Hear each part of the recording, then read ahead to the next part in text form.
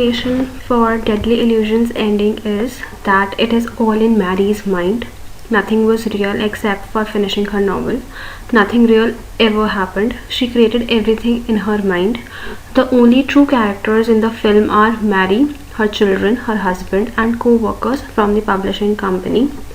There was no Grace, no Eliane, no Margaret, no aunt, no detectives, no officers, no lady owner of agency, no librarian, etc.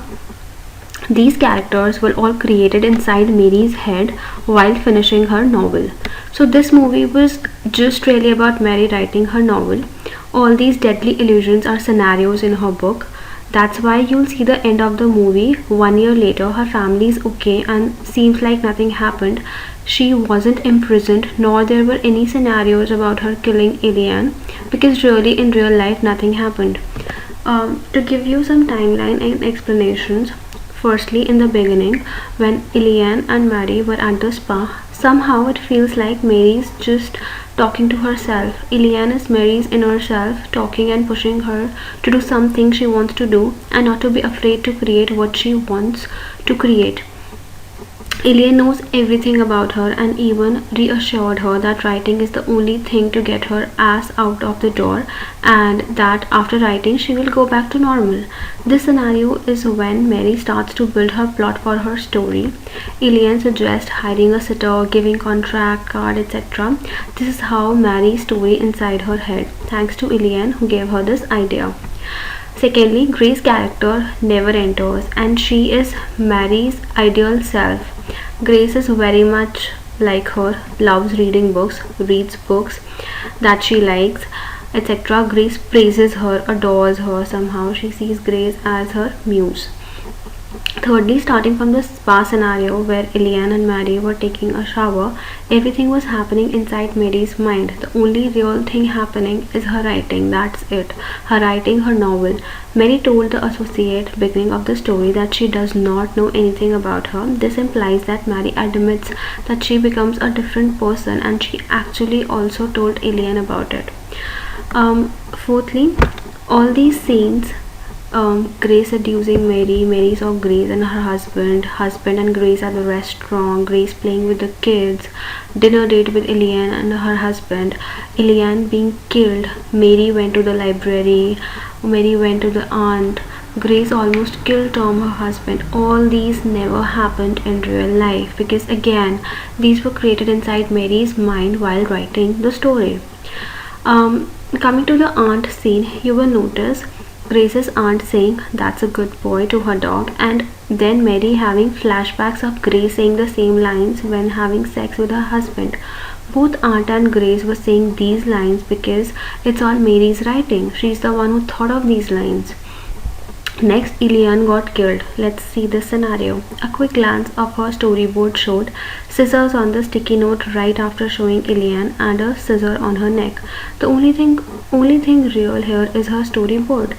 The scene was just for us to imagine what Mary was writing. Coming to the library scene again, it was just part of the story. It did not happen. It was Mary's writing this to just give justice to Grace's character, to build Grace's storyline.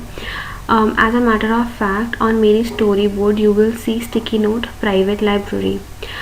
Then moving to Eliane's grave, the title of her novel is Untitled and a note for Eliane.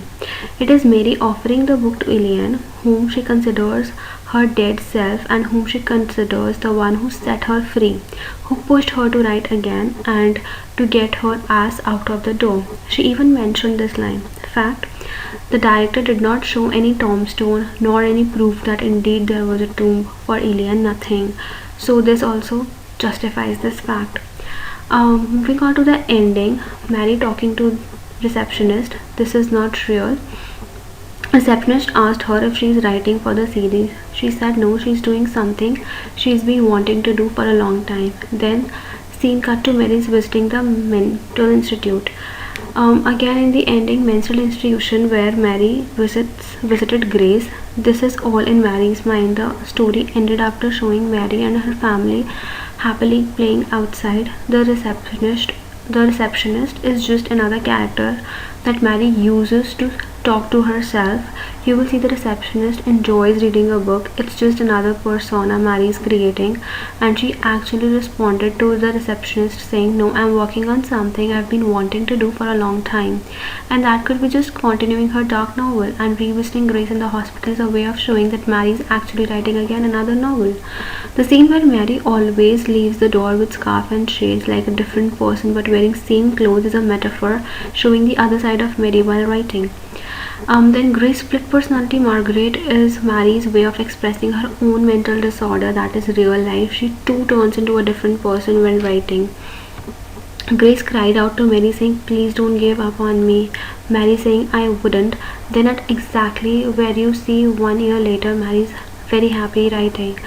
There are more hints throughout the movie. Grace would often tell Mary how much she loves her and not to give up on her, and Mary always reassuring Grace that she will not. Somehow this is Mary reminding herself not to give up on her passion for writing.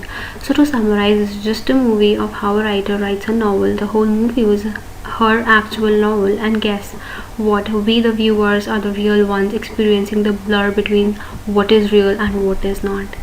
Thank you for listening.